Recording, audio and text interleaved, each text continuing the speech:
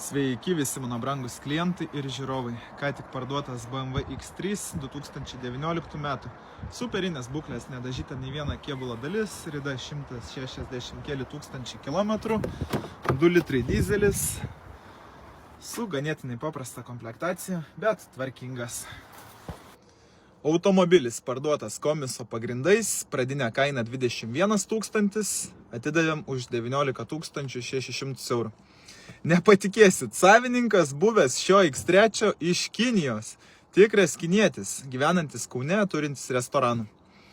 Tad paprašė pagalbos ir ganėtinai greit radom pirkėjus. Turi smulkių defektų, tad padarėm neblogą nuolaidą.